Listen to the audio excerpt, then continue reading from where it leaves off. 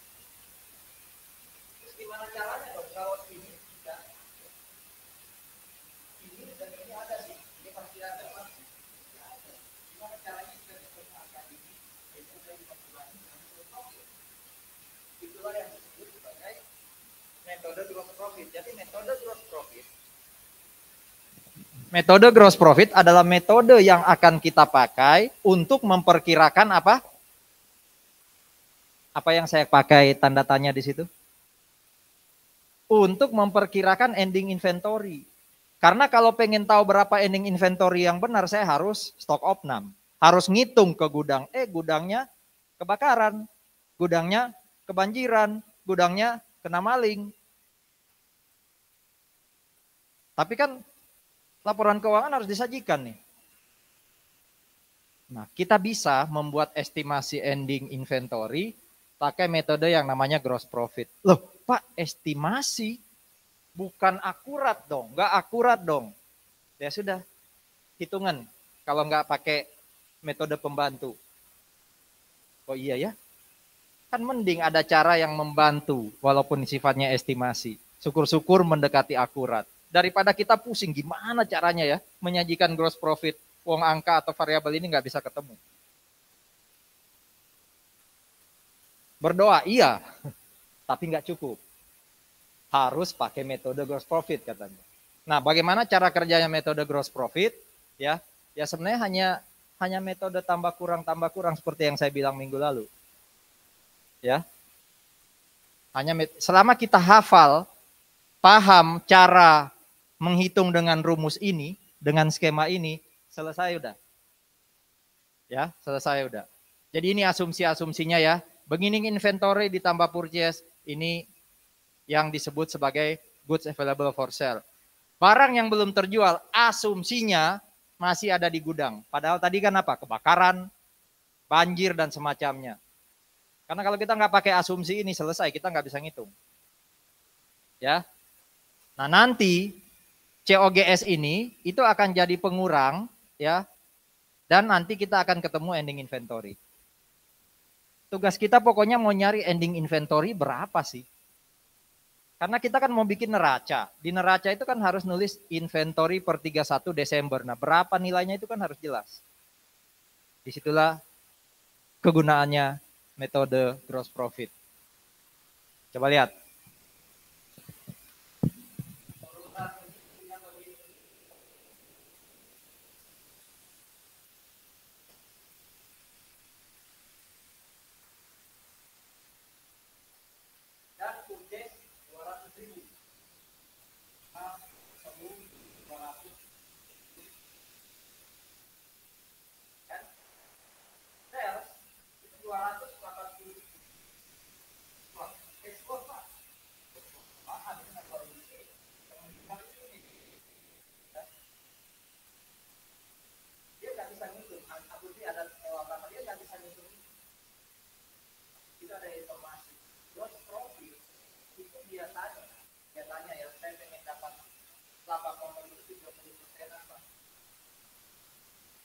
Dikatakan 30% atas selling price. Berarti 30% kali atas selling price. Contohnya berapa nih? 30% dikali 280.000. Satu urusan ya. Berarti gross profitnya 84.000. Karena biasanya saya jualan 30% Pak. Ya sudah, ekspor kan. Kalau bawahnya 84, di sini berapa dong? Kan X kurang Y sama dengan Z. Berarti Y-nya adalah X kurang Z. 280 kurang 84. Kenapa 280 kurang 84?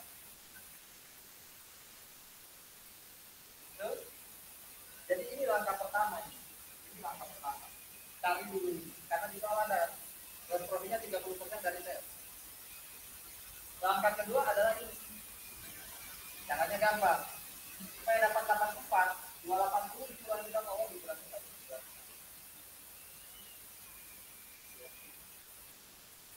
Jadi 196. Ketemu dong ini. Ending inventory. Gimana caranya? 260.000 kurangi 196. Berapa? 64 ya.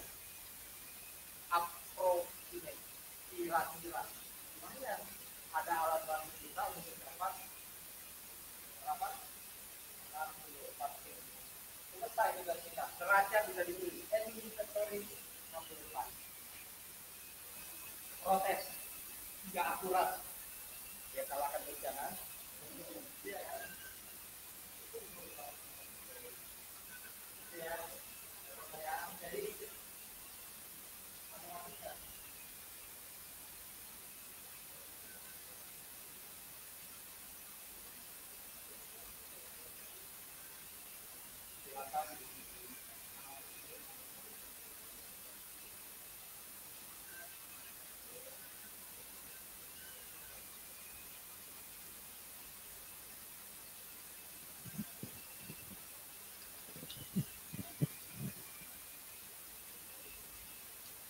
Saya nggak tahu teman-teman dosen saya yang lain masih telaten nggak untuk ngerekam. Kelas lain ada nggak rekaman? Jadi ini apa ya, disclaimer buat Anda ya, rekaman ini bukan kewajiban loh. Ini justru tambahan benefit buat Anda. Jadi kalau satu saat rekamannya jelek, saya lupa ngerekam atau suara nggak masuk ya jangan diprotes. Wong itu tambahan benefit. Kalau Anda protes saya tanya, Anda protes nggak ke dosen lain yang nggak rekam? Ya, jadi saya pakai ini untuk juga membantu siapa tahu di kelas lagi nggak fokus gitu ya. Dengan mendengar rekaman jadi lebih nambah gitu. Syukur-syukur di kelas sudah masuk rekaman nambah ilmunya. Oke, ada pertanyaan nih? Metode gross profit.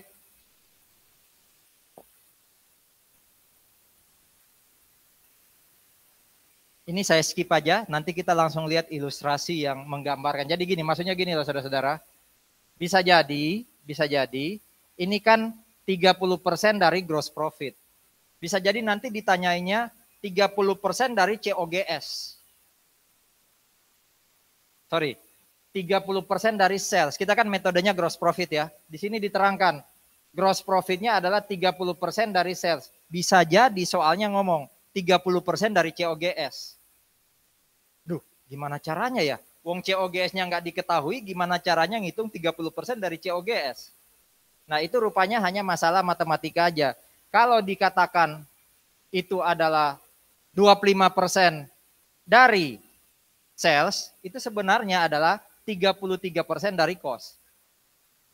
Bingung ya? Tapi sebenarnya sudah ada hitungannya di sini. Kita lihat aja sekarang bagaimana cara kalau ternyata keterangan soal itu bukan 30% dari selling price, tapi 30% dari COGS. Maksudnya Pak? Sulit tuh. Wong ini kita nggak tahu kan? Betul ya? Ini kita nggak tahu gimana caranya 30% kali nggak tahu. Ada caranya yaitu kita pakai interpolasi sehingga ketemu persentase. Ya, dan persentase itu nanti dengan gampang kita bisa menjalankan mirip kayak yang di papan sana. Ini rumusnya, ya. Kalau on selling price kayak gini rumusnya, kalau on COGS gini rumusnya. Nah, kita lihat kasus ini.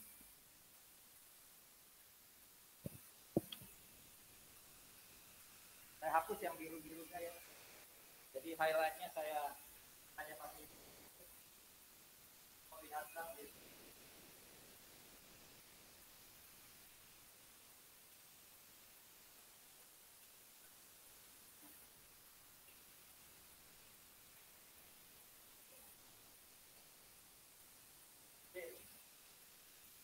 Inventory 160.000 begini, 160.000.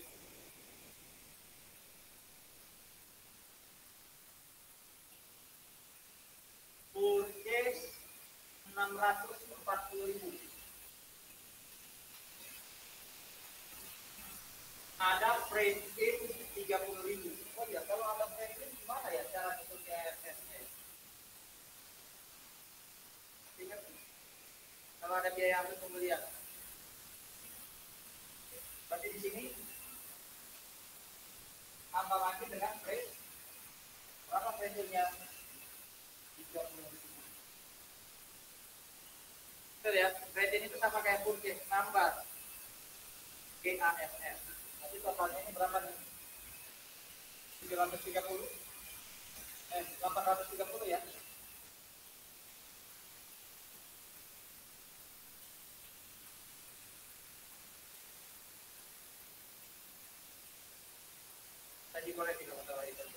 lihat slide setelahnya. Kita belajar sama-sama pakai motorik. Oke, salesnya 1 juta, tapi sales returnnya 70.000. Berarti net salesnya berapa? 900. Itu ya. Saya hapus saja langsung. Jadi ini langsung kita anggap net. Oh iya, itu ada informasi purchase diskon 12.000. Berarti purchase-nya sebenarnya bukan 640, tapi 640 itu kurang 12. Itu berapa? 628. Betul? 628.000. Berarti ini kurang 12. 800. 18.000.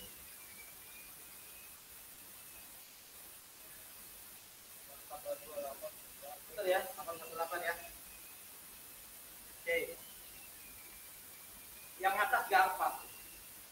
25% dari sales. Ya, 25% dari sales. Berarti gross profit-nya adalah 25% dikali 930.000. Tolong hitungin dong.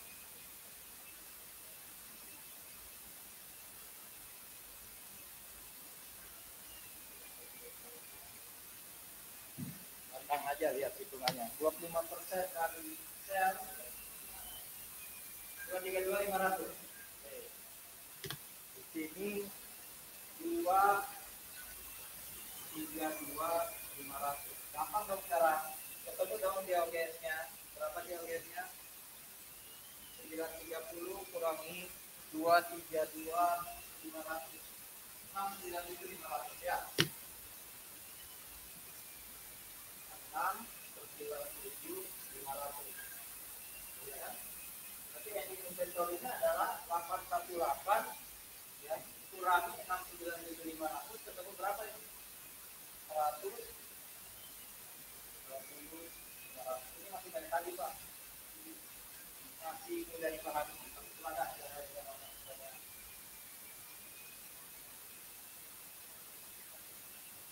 Di pertama hitung dulu yang bawah 232, kedua hitung 697, ketiga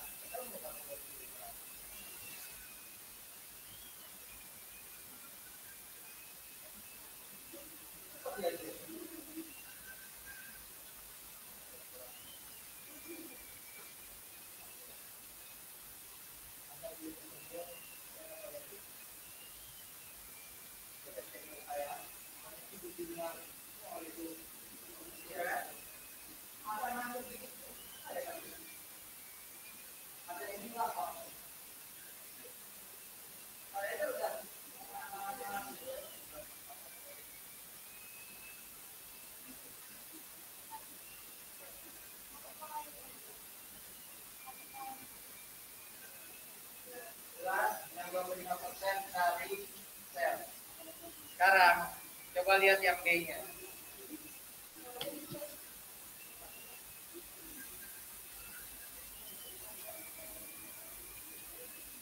Soalnya tetap ini hapus ya. Udah hapus. Tapi yang B ngomongnya gimana?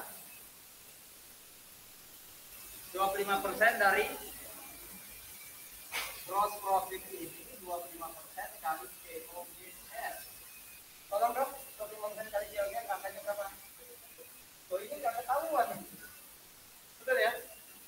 Berarti satu-satunya cara untuk bisa menerapkan gross profit method adalah ini harus kita rubah percentage dikali. Betul ya? Satu-satunya cara mirip kayak yang atas ya, kita harus ubah ini menjadi percentage dari sales. Di belakang tadi ada rumusnya sih. Tadi kan ada ya rumusnya. Kalau dikatakan 20% dari sales price, biasanya 25% dari cost. Jawab ya. Bahwa kalau 25% dari cost, biasanya 20% dari value price. Tapi kan ada rumus. Yang menurut saya kalau kita nggak begitu keluar matematika dari itu, ada di depan. Tapi memang pakai cara ini aja deh. Menurut saya cara paling gampang logika.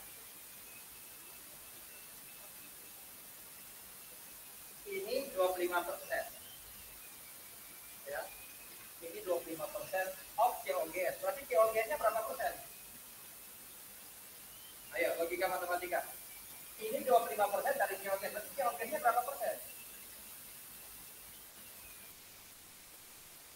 Saya ulang ya. Ada angka 100. 25% dari 100 adalah 25. Berarti 100 itu berapa persennya 100? 100%. Betul ya? Saya ulang ya. 25% of X. Berarti X ini berapa persen? 100%. Berarti kalau ini 25%, ini 100%. Berarti atasnya ini berapa persen? 125%.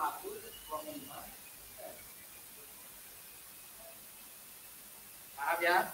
Berarti angka ini dibanding angka atas, kita kan pengen lihat bahwa ini dibanding atas kan? Ini sebenarnya adalah 25 per 100. Berapa ini? 25 per 100 itu berapa persen? Seperlimanya, berarti berapa persen? 25 per 125 itu berapa persen? 20%. Berarti ketemu dong, 25% of COGS itu saya sama dengan 20% of sales. Kan di depan tadi ada ya? 25% of COGS itu sama dengan 20% of sales. Itu ketemunya dari cara ini. Sudah. Selesai kasus kita, karena kita bisa dapat 25% of sales itu sama dengan 20% dikali 930 diisi berapa kan ya?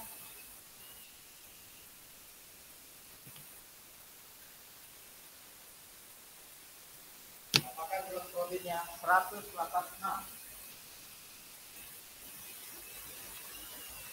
Jadi kalau ini 930, ini 186, kita ketemu COGS tuh.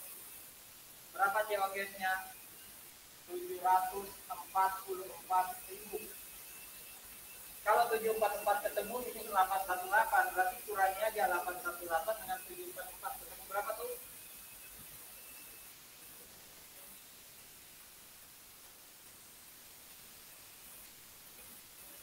Itu ya. Jangan lagi dulu kalau presentasinya tidak ada saya pakai nanti. Atau kalau Anda mau yang paling nyaman dengan cara pakai rumus yang tadi, ya pakai yang ini.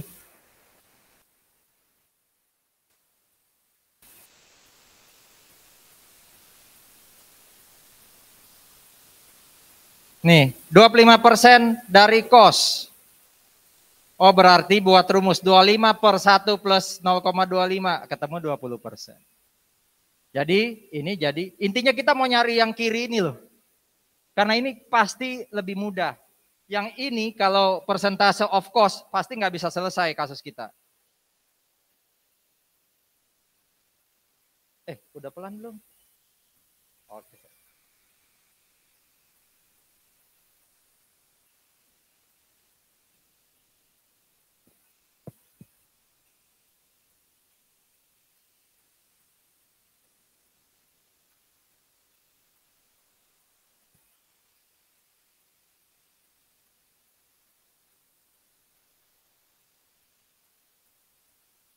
Lanjut ya. Slide ada. Cuma slide ini agak sulit dipahami urut-urutannya kan. Lebih enak urutan ini kan. Dibuat aja kayak Excel-nya, tinggal diisi angkanya udah.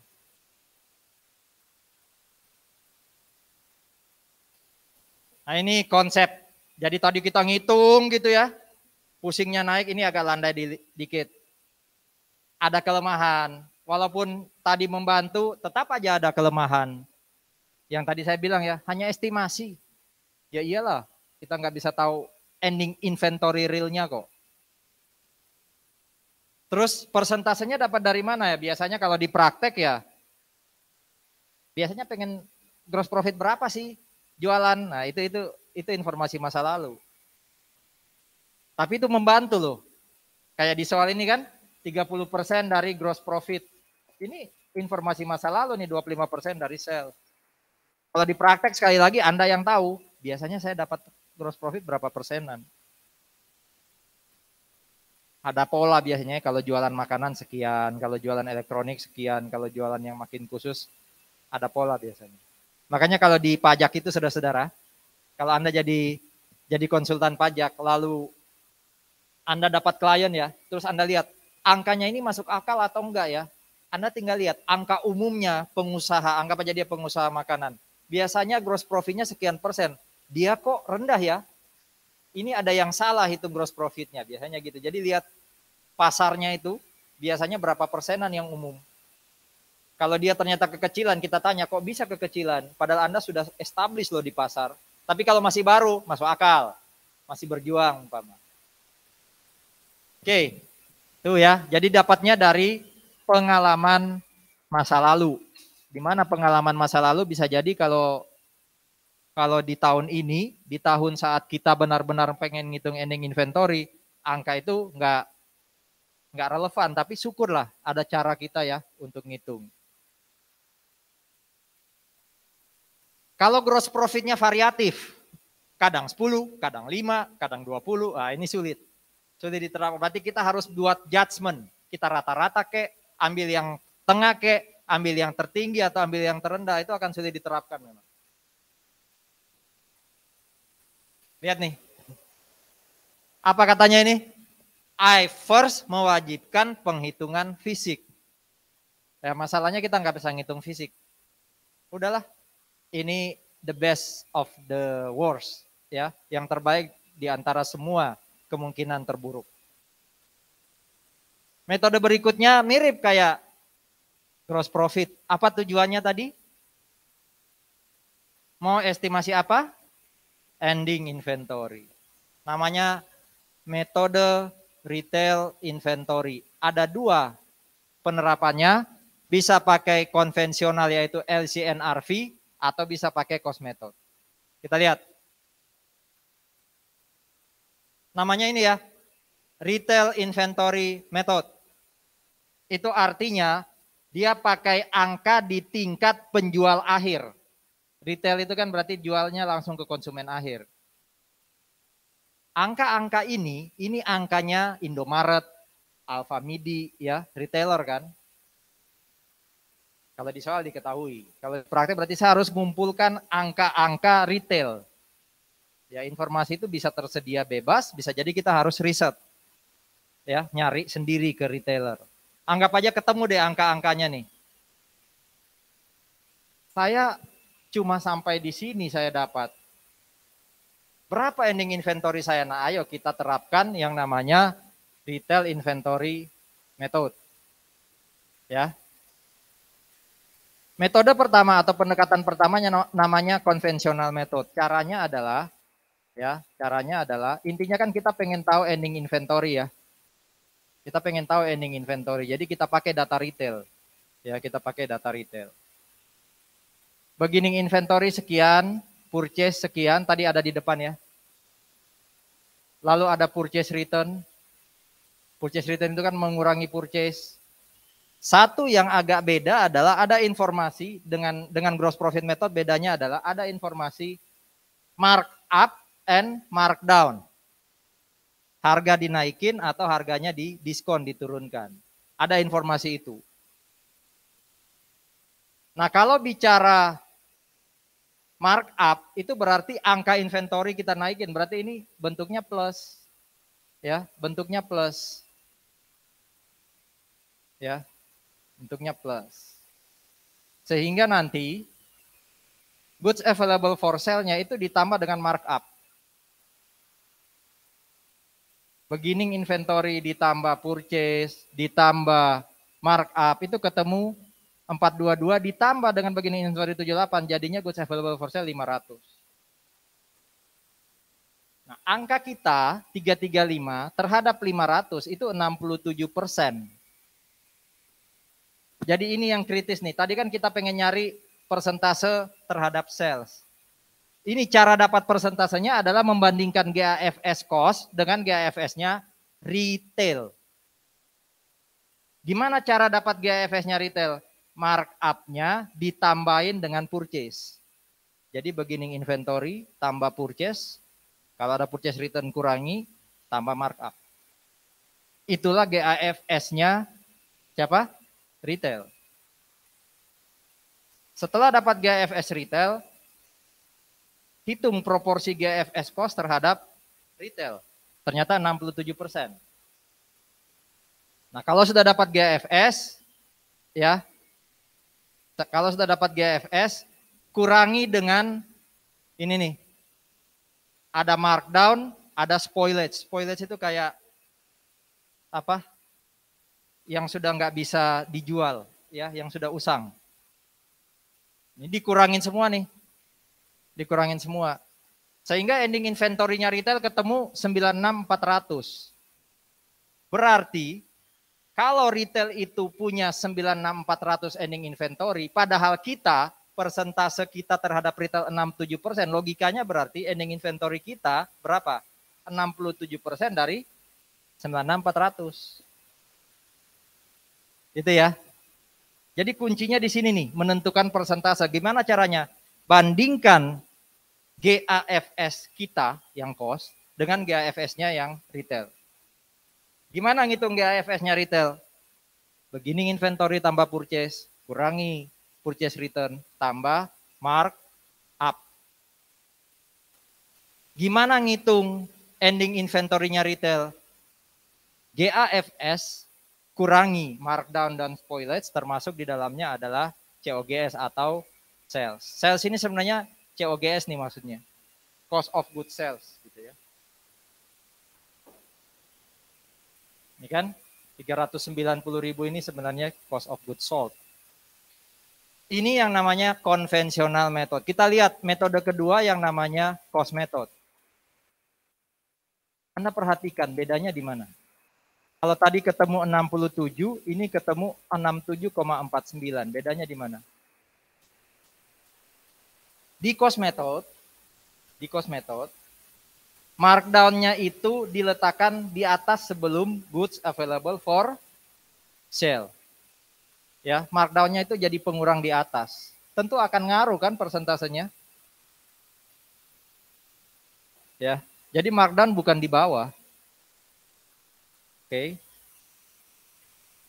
Namanya cost method berarti penurunan nilai itu diberlakukan terhadap barang yang dibeli, bukan barang yang dijual. Itu aja bedanya. Kalau di bawah dia sudah hilang berarti kan 496-nya cuma dikurangi spoilage dan sales, ketemu 96.400 ya sudah. Kalau kita bisa ketemu 96.400 kalikan 67,49. Ini pasti angkanya nggak beda dengan ini kan? Sama dong, karena hanya menempatkan markdown-nya ke atas. Kan sama-sama ngurangin markdown-nya. Yang beda itu adalah persentasenya. Ya, yang beda adalah persentasenya. Persentasenya cost method lebih tinggi pasti. Kenapa? Karena GAFS-nya retail akan lebih kecil. Betul ya? Markdown naik ke atas kan GAFS-nya jadi lebih kecil dibandingkan kalau pakai metode konvensional. Oke? Ada pertanyaan? Retail inventory, jadi gross profit method sudah, retail inventory sudah. Intinya kita mau pakai dua metode ini untuk menghitung ending inventory. Karena kita nggak mampu melakukan stock opnam atau penghitungan secara fisik. Nah, ini sudah masuk teori-teorinya ya. Ini metode inventory yang tadi ya, retail inventory. Nah, ini kalau di mana? Di neraca ya. Kan biasanya hanya angka. Nah, di notes kita harus nulis. Kita jelaskan secara khusus soal inventory. Ingat loh, neraca itu cuma angka, inventory sekian.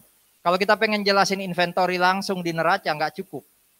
Atau statement of financial position nggak cukup. Jadi kita jelasinnya di notes to the financial statement. Nah, apa yang minimal kita harus jelaskan di notes? Ini. Kita pakai metode apa sih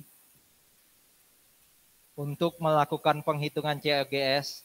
Oh, saya pakai FIFO. Tulis di situ, saya menghitung pakai FIFO. Saya menghitung pakai weighted average. Ya. Hitung ininya nih, berapa nilai buku inventory. Kalau inventory kita ada 3, bahan baku, barang setengah jadi, barang jadi, itu masing-masing dihitung angkanya. Jangan ditotal. Tapi kalau barang kita, karena kita perusahaan dagang cuma satu, ya nggak apa-apa, satu baris saja. Hitung juga NRV. NRV itu wajib untuk nanti ditandingkan dengan cost. Apalagi nih, berapa inventory yang jadi expense. Jadi ini minimal yang masuk di catatan. Kalau di catatan tidak lengkap, apa akibatnya? Neracanya bagus, tapi catatannya kurang. Kira-kira nanti akan ngaruh ke apa? Ya biasanya kalau di audit ada temuan. Notes-nya kurang memberi informasi yang lengkap. Ya. Itu ya, jadi kotak-kotak ini sebenarnya adalah teori untuk mengatakan kalau pengen buat notes to the financial statement tentang inventory, apa saja yang harus saya ungkapkan? Ya. Pak, kalau saya pengen kasih informasi inventory di luar 7 kotak tadi, boleh nggak? Boleh. Tapi hati-hati, kalau kebanyakan informasi juga pembaca bisa jadi terganggu. Informationnya overload. Tapi kalau terlalu sedikit, juga nggak boleh. Minimal 7 kotak ini harus dipenuhi. Di bagian akhir ini ada yang namanya rumus ya, rasio. Bisa jadi ada 2 soal paling nggak keluar dari sini. Satu yang kiri, nanya inventory turnover. Satu yang kanan, nanya rata-rata hari untuk menjual inventory. Average days to sell inventory. Jadi ya memang dihafalin dulu rumusnya. Inventory turnover kalau dibaca itu di sini dikatakan mengukur rata-rata lamanya waktu yang dibutuhkan untuk menjual inventory. Ya. Berapa kali dalam 1 tahun Anda jual inventory? Berarti logikanya rasio ini akan disebut bagus kalau angkanya jadi tambah besar. Makin timesnya itu lebih besar dari 1, lebih besar dari 0, makin ke sana ya makin besar, itu makin bagus. Kan berarti kita produktif, bisa jual inventory terus. Nah ini biasanya dipakai untuk ukuran kinerjanya penjualan gitu loh. Kamu bisa jualan yang benar nggak kamu kerja? Nah itu lihat pakai angka ini. Tahun lalu kamu 4 kali, sekarang cuma 3 kali. Underload berarti ini, potong gaji umpama. Nah rumusnya adalah seperti ini nih. COGS dibagi average inventory. Kata-kata average inventory itu berarti persediaan awal tahun lalu ditambah persediaan akhir tahun ini dibagi 2. Kalau atas ini kan ambilnya di income statement ya. Yang bawah ini kan di neraca ya, financial position ya. Ingat, makin tinggi angka inventory turnover ratio, kita makin dalam tanda kutip berhasil. Ya, berhasil. Di COGS ini makin naik, itu kan berarti barang makin banyak terjual, ya enggak? Ending inventory makin kecil, itu kan berarti yang di gudang makin kecil, makin sedikit, karena aktivitas penjualannya produktif. Rumus kedua adalah ini. Berapa hari yang dibutuhkan untuk menjual inventory dalam 1 tahun? Kalau ini logikanya kita pengen angka yang lebih besar atau lebih kecil? Pengennya lebih kecil dong ya. Berarti setiap 1 hari sekali bisa jualan. Kalau alat berat mungkin setiap 3 bulan sekali, setiap 1 tahun sekali, oke lah. Ya. Nah, kita pengen ngitung berapa sih average days untuk menjual inventory. Caranya adalah angka tadi, angka inventory turnover itu jadi penyebutnya 360 hari. Jadi 360 hari itu pembilang, numerator, kemudian inventory turnover-nya jadi denominator atau penyebut. X bagi Y, X per Y. X-nya itu adalah 365, Y-nya itu adalah inventory turnover ratio. Logikanya sekali lagi, ini makin besar, berarti angka harinya makin kecil. Berarti makin besar inventory turnover, hari makin kecil, bagus tuh. Tiap 85 hari jualan, wah lumayan.